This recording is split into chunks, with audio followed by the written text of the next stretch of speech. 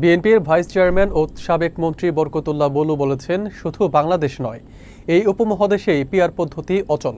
তিনি অভিযোগ করেন, পিআর পদ্ধতির নামে জনগণকে ঘোলা পানিতে মাছ শিকারের মতো বিভ্রান্ত করে দেশকে অস্থিতিশীল করার চেষ্টা চলছে। বিস্তারিত থাকছে মনিরুল ইসলাম মনিরের প্রতিবেদনে। শনিবার দুপুরে চাঁদপুরের মত্তব দক্ষিণ উপজেলার নারায়ণপুর ডিগ্রি কলেজ মাঠে বিএনপির প্রতিষ্ঠা বার্ষিকী উপলক্ষে প্রি মেডিকেল ক্যাম্পে প্রধান অতিথির বক্তব্য শেষে সাংবাদিকদের প্রশ্নের জবাবে তিনি এসব মন্তব্য করেন। বরকতুল্লাহ বলু বলেন, গণতান্ত্রিক রাজনীতিতে পিআর পদ্ধতির কোনো স্থান নেই। তিনি প্রধান টেনে বলেন, বিশ্বের বৃহত্তম গণতন্ত্র ভারতেও এই পদ্ধতি নেই। অনুষ্ঠানে ড্যাব মহানগর উত্তরের সভাপতি সরকার মাহবুব আহমেদ সহ স্থানীয় ডিএপি নেতাকর্মীরা উপস্থিত ছিলেন। প্রতিষ্ঠা বার্ষিকী উপলক্ষে আয়োজিত প্রি মেডিকেল ক্যাম্পে সহস্রাধিক অসহায় ও দুস্থ মানুষের মাঝে চিকিৎসা ও ঔষধ বিতরণ করা হয়।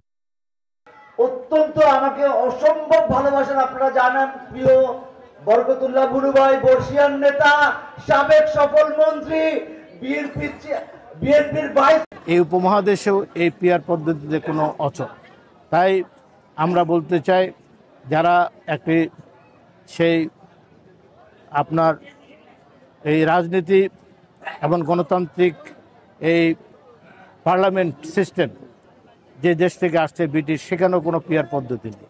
ভারত পৃথিবীর বৃহত্তম গণতান্ত্রিক দেশ, সেখানেও কোনো পিআর বলে কোনো শব্দ নেই। অতএব যারা এই পিআর বলে দেশের মানুষের ঘোলা পানি শিকার করে দেশকে অস্থিতিশীল করতে চায়, দেশকে অরাজক পরিস্থিতিতে নিয়ে যেতে চায়, দেশের মানুষকে অন্ধকারের দিকে ঠেলে দিতে চায়, যারা দেশকে আবার একটি পশ্চাৎপদ অবস্থানে নিয়ে যেতে চায়।